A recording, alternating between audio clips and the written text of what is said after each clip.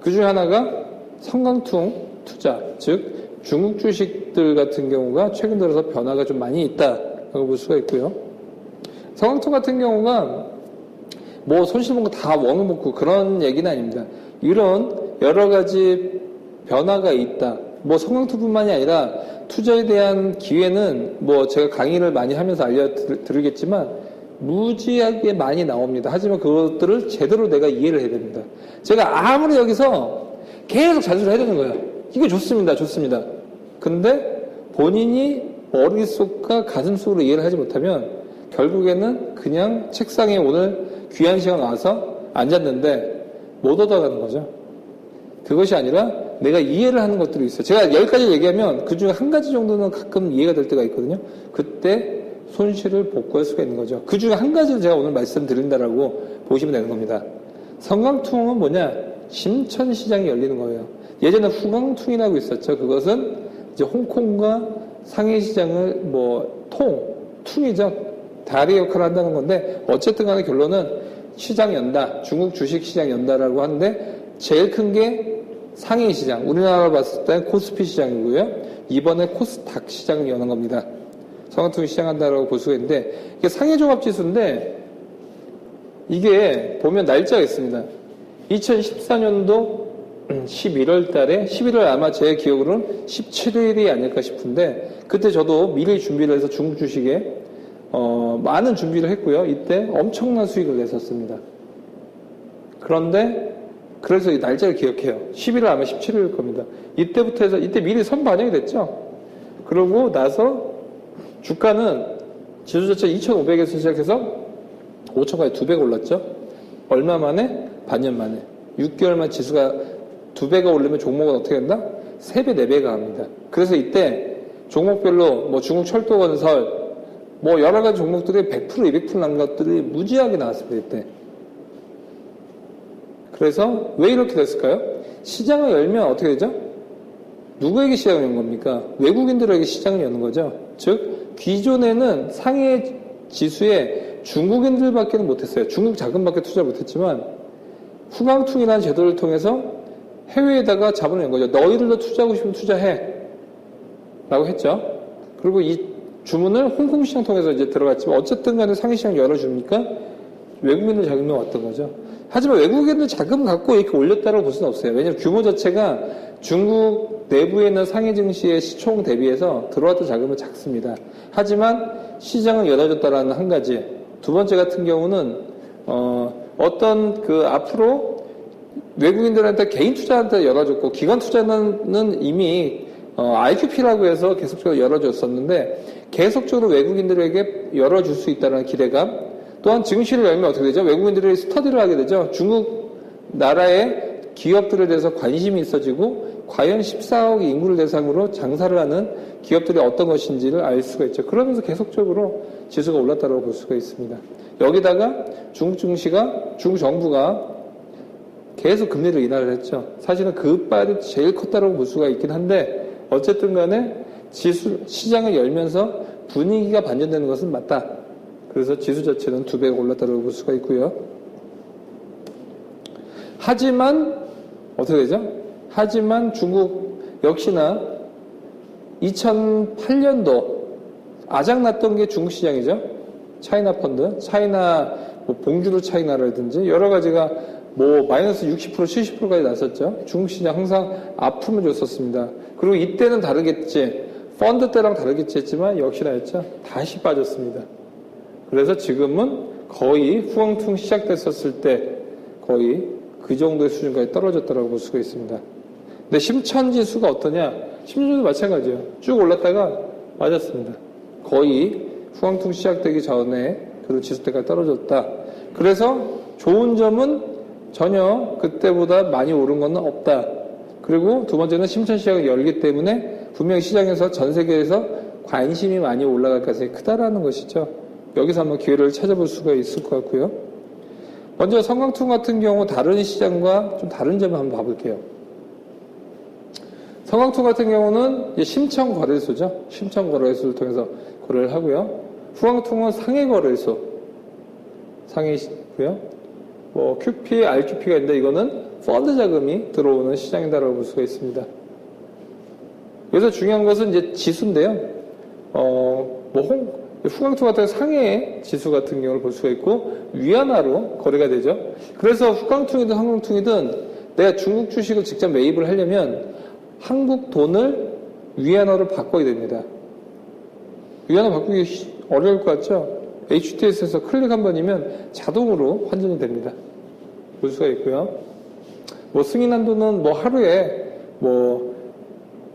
일정 부분인데 이게 후강투 시작할 때도 많은 염려가 있었습니다. 다 차면 어쩌나. 특히 중국 국제 여행사 같은 종목 상당히 수익률도 좋았었고 관심이 많았었죠. 중국은 근데 해외여행을 가겠냐? 가죠, 당연히. 지금 소득이 올라가고 있으니까. 많이 올라갔었는데 그 종목 같은 경우가 거의 다 차는이 많이 왈가왈부가 많았었는데 어쨌든 간에 그런 한도가 있는데 다 찬 적은 없다. 볼 수가 있고요. 이런 조건은 있지만 중요한 거는 이제 성강통이 심천 시장을 열고 심천에 관련된 종목을 열어줬다라고 볼 수가 있고요. 과연 심천 시장이 어떤 것들로 구성이 되는지 볼게요. 상해 시장 같은 경우는 그냥 A주, B주인데 B주는 거의 끝났습니다. 왜냐? 해외 투자자를 위해 열었지만 해외 투자자가 다 A주에 열어줬죠. 그래서 사실은 A주만 남아있다라고 볼 수가 있고요. 심천거래소가 좀 특이해요. 세 가지 시장으로 나눠져 있습니다. 메인보드, 그 다음에 중소반, 창업반이 있는데, 우선 메인보드 같은 경우는 메인 시장이죠. 시가총액이 큰 종목들입니다. 심천이 코스닥이지만, 코스닥 시장 내에서도 셀트리온이나 국내를 보면 동서, 이런 종목들 같은 경우는 그래도 코스피 웬만한 중견기업 정도의 규모가 되죠. 그처럼 메인보드, 심천에서도 메인보드는 좀 시가총액이 큰 거. 그 다음에 중소기업, 그 다음에 완전히 이제 시가총액 국내로 보면 몇십억짜리 그런 것들도 있습니다. 그래서 이 세 가지 시장으로 나눠져 있다고 볼 수가 있고요. 심천 시장은 왜 주목을 하냐? 한마디로 정부 지원책이 이 심천 시장이 굉장히 유리하게 작용을 하고 있고요. 중국은 특징이 있죠. 뭡니까? 공산주의죠. 일당 체제입니다. 그래서 국내처럼 민주당과 여러 가지 여당과 야당 두 가지 싸우는 게 아니죠. 공산당 집권하고 있고 사실은 다수당이에요. 열 몇 개의 당이 있습니다. 그렇지만 목소리를 전혀 못 내죠. 그리고 거의 한 당에서 공산당에서 독주체제로 가고 있습니다. 그래서 경제를 정치권이 완벽하게 커버를 하고 있어요. 그래서 중국 정부의 정책이 굉장히 증시에는 중요한 역할을 미치고 있는데 중국의 정책 중에서 가장 중요한 것이 중소기업 살리기예요. 보면 구조조정 촉진을 하고 있고요. 그 다음에 정부 주도를 해서 중소기업에 계속 우선적인 기회를 주고 있어요. 그러면 심천, 아까도 얘기했던 창업반이나 이런 저희 심천 내에서도 종목이 작은 중소기업들 같은 경우는 굉장히 여러 가지 있겠죠. 그 다음에 재정과 세제 지원을 하고 있고요. 창업도 지원을 하고 있고요. 특히나 IT 단지를 만들면 어떻게 되죠? 우선은 중소기업들 같은 경우는 다 사무실을 만들기도, 새내기도 쉽지 않죠? 그런 것도 지원해주고요. R&D, 연구를 해야 될 거 아닙니까? 특히나 IT 기업이 많겠죠? 이런 것들에 대해서 계속 지원을 해주고요. 자금 조달해주고요. 이런 것들 때문에 심천이 상당히 앞으로 유망한 IT, 실리콘밸리처럼 이런 것들을 중국에서도 정부 차원에서 계속 만들려고 하고 있습니다. 거기다가 서비스 산업이 많아요. 심천에서는. 우리나라도 예전에는 지금 철강, 화학, 국내가 유명했던 게 그런 거죠. 포스코라든지 SK이노베이션, 이렇게 건물 짓고 GS건설처럼 이렇게 예전에는 제조업 쪽이 강했다라고 하면 지금은 어떻게 되죠? 네이버라든지 컴투스 같이 게임 회사, 아니면 YG 엔터테인먼트 같이 엔터테인먼트 회사, CJ ENM처럼 케이블 TV나 컨텐츠 만드는 회사, 이런 기업들의 시총은 쭉 올라가고 있고, 포스코, 반토막 마이너스 70% 나 있고요. 조선주들 거의 지금 법정 관리 직전에 가 있고요. 해운주도 그렇죠. 전통적인 국내의 80년대 이후에 그런 성장을 일궜던 제조업은 몰락을 하고 있죠. 중국 같은 경우도 마찬가지입니다. 중국이 딱 90년대 국내에 그런 상황과 똑같은데 제조업 비중이 워낙 커요. 제조업이 큰데 그 중에서도 계속적으로 소비의 비중이 커지고 있습니다. 지금 이 밑에 부분이 소비인데요. 소비가 굉장히 커지고 있고 수출이 작아지고 있어요. 그러니까 예전에는 중국이 수출 위주로 메이드 인 차이나로 먹고 살았다면 요즘 메이드 인 차이나 잘 보기 힘들죠. 요즘은 메이드 인 베트남이나 인도네시아, 뭐 방글라데시 이런 게 많죠. 중국도 지금 인건비가 엄청나게 올라가서 이제 수출 주도형보다는 이제 소비 위주로 가고 있다. 국내와 비슷하다. 우리나라도 예전에는 여자들 머리 깎아서 가발 만들어서 팔았고요. 그 다음에 옷 만들어서 팔았죠. 방직 공장이 엄청나게 많았었죠. 지금은 방직 공장이 거의 없습니다. 지금 웬만한 지금 옷 만드는 회사를 보면 전부 동남아로 지금 나가 있죠. 국내의 움직임이 지금 중국에서 보여주고 있습니다. 그래서 소비가 계속 늘고 있고 GDP 대비 서비스도 지금 서비스업 같은 경우도 계속 늘고 있죠. 그래서 앞으로는 3차 산업이 굉장히 커질 가능성이 크다. 그리고 일반 중국인들의 소득 수준이 계속 올라가고 있는데 그러다 보면 뭐 게임도 많이 할 거고요. 뭐 연예인들 보러 많이 다닐 거고요. 영화 볼 거고요. 이런 엔터테인먼트나 서비스 쪽에 대해서 활약할 가능성이 굉장히 크고 이 부분이 심천지수에 포진되어 있는 서비스 업종한테 굉장히 큰 호재가 될 수 있다는 거죠. 그래서 서비스 산업이 앞으로 굉장히 큰 수혜가 되는데 지금 GDP 대비 서비스 업종을 보면 일본이 거의 80%가 서비스 업종입니다. 유로존 73%, 미국, 한국 같은 경우는 이제 54%인데 중국이 지금 48%. 많이 올라오긴 했지만 아직 올라갈 여지가 굉장히 크다라고 볼 수가 있죠. 그래서 중국의 GDP 대비 서비스 비중을 보면 계속적으로 올라가고 있죠. 올라갈 수밖에 없고 지금 90년대 초와 거의 비슷합니다. 한국이 90년대 딱 이 정도 수준이었거든요. 지금 중국이 한 48% 정도 지금 도달을 해 있죠. 중국 1인당 GDP 역시 90년대 초반하고 비슷해요.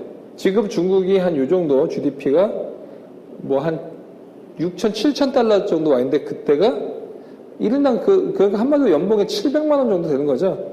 그것이 한국이 지금 90년대 수준인 겁니다. 연봉 700만 원, 한 달에 한 70만 원, 60만 원 버는 거죠. 지금 한국 같은 경우가 지금 3만 5천, 4만 달러까지 가고 있는 부분을 볼 수가 있는데 그래서 지금 90년대 상황을 본다라고 하면 중국이 빠르게 제조업 쪽에서 서비스 쪽으로 넘어가고 있다라고 볼 수가 있고요. 그래서 앞으로 서비스 내에서도 어떤 업종이 좋을 것이냐 보면 중국 같은 경우 정보통신, IT 쪽이 굉장히 강해질 가능성이 큽니다. 지금 보면 화웨이, 뭐 샤오미, 중국의 대륙의 실수, 샤오미 얼마나 잘 만들었으면 대륙의 실수라고 합니까?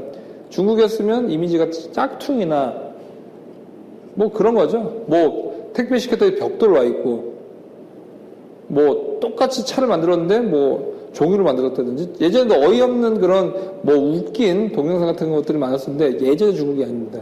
지금 같았을 때는 글로벌 애플이나 삼성전자에 육박하는 그런 IT 기업이 많고 국내에서도 하이마트 데 가보시면 하이어전자라든지 이런 중국 IT 기업의 제품이 굉장히 많이 포진이 돼 있어요. 그래서 사실은 백색 가전 분야는 굉장히 좀 위험하다고 볼 수가 있습니다. 그래서 앞으로는 IT 쪽, 특히나 최첨단 IT 쪽, 위성, 항공, 국방 이쪽은 중국이 글로벌 거의 탑에 듭니다, 지금. 왜냐하면 워낙 중국 같은 경우는 인터넷망이 우리나라 같은 경우는 이제 웹상으로 했죠. 광대역 통신 밑으로 선 깔고 가죠. 중국은 위성으로 쏩니다. 그래서 인터넷이 굉장히 빨라요. 우리나라 전혀 모르고 있죠. 그래서 이 웹 기반망이 다 다릅니다. 중국 대신에 위성을 쏜 대신에 정부기관에서 다 그거를 검열을 할 수가 있죠. 그렇게 하지만 앞으로 정보통신 분야는 굉장히 많이 커질 가능성이 크다. 그 다음에 중국이 지금 빠르게 고령화가 되고 있습니다. 그러면서 의료 서비스업 같은 경우가 굉장히 커질 가능성이 크다. 이 부분은 좀 집중을 해야 될 것 같고요. 중국 노령화가 빠르게 올라가고 있고요. 대신에 중국인들의 의료비 지출에 대한 부분, OECD에서도 좀 보면 미국이 지금 GDP 대비해서 의료비 지출 이 정도 하고 있는데요. 18% 정도 하고 있죠. 독일, 선진국도 한 12%, 중국이 아직 한 5% 정도밖에 되지 않습니다. 다른 선진국 대비해서 한 5분의 1에서 절반 정도 수준밖에 되고 있지 않기 때문에 앞으로 이쪽 시장이 굉장히 커질 가능성이 크다. 건강보조식품 아니면 의료서비스, 정밀기계, 의료기계 이런 쪽에 대해서는 상당히 앞으로도 커질 가능성이 크다라고 볼 수가 있고요. 그러면 심천 같은 경우 특징이 있겠죠. 국내에서도 코스피 시장보다 코스닥 시장이 많이 올라가고 또 PER, 저평가 영역으로 잣대로 구해지고 있죠. 당기순위 대비해서 시가총액이 얼마나 크냐 이런 것들을 볼 수가 있는데 중국도 똑같습니다. 보면 이 밑에 게 이제 상위이고요. 이 심천이다라고 볼 수가 있는데 심천이 훨씬 더 높죠. PER이 38배 심천이 상위 같은 경우 15.6배 심천이 훨씬 더 고평가가 돼 있죠. 왜 PER이 높을까요? 괜히 높을까요? 아니죠. 성장성이 그만큼 큽니다. 두 자릿수 이상의 뭐 당기순이익의 성장성이라든지 아니면 앞으로 미래에 유망한 산업들을 하고 있기 때문에 PER을 38배 주더라도 주가가 유지가 되는 거다라고 볼 수가 있고요. 반대로 상위 지수는 재미가 없는 거예요. 뭐 은행, 국내에서 보면 은행 업종 뭐 발전 가능성이 있습니까? 적죠. 철강 계속적으로 줄고 있고 제조업 그런 것들이 대부분 중국도 마찬가지로 상위 지수에 있다는 거죠. 그래서 시가총액을 보면 심천과 상위 거의 비슷하죠. 뭐 IT 쪽 하는데 우선은 상위 지수 같은 경우 보면 에너지나 금융 쪽은 상위 지수가 훨씬 크고요. 소재나 경비 소비재 IT 쪽은 심천 종합 지수가 좀 더 크다라고 볼 수가 있습니다. 그러니까 심천도 시가총액이 굉장히 큰 종목들이 많이 있습니다. 이익 성장률 면에서 봤더라도 심천이 훨씬 더 크죠. 그만큼 고성장 업종이 많이 있기 때문에 여기서는 지수 대비 그러니까 국내에서 코스피 지수 빠지면 전 종목 빠지지만 코스닥은 아니죠. 코스닥도 지금 계속 600, 700 거기 박스권 내에 있는데 종목들로 보면 뭐 예를 들어서 보톡스 관련된 종목들 아니면 전기차 관련주들 고공행진하고 이제 2배, 3배가 올라가고 있는데 심천도 마찬가지입니다. 굉장히 재밌는 종목들도 많이 있고요. 지수는 안 올라간다고 심지어 하더라도 종목별로는 굉장한 기회가 있을 가능성이 크고요. 거기다 더 재밌는 거는 한국 종목이 올라가는 것도 잘 보면 중국 종목이 뭘 올라갈지 알 수가 있어요. 왜냐하면 아까 몇 년도라고 했죠? 아까 중국이 경제 현재 상황이 우리나라 몇 년도랑 비슷하다고 했습니까? 네? 2000년도? 네. 90년대, 80년대가 비슷하다고 했죠. 즉 뭐냐? 심천도 잘 보면 우리나라가 종목이 움직이는 걸 보면 나중에 중국 종목이 뭘 움직일지를 알 수가 있어요.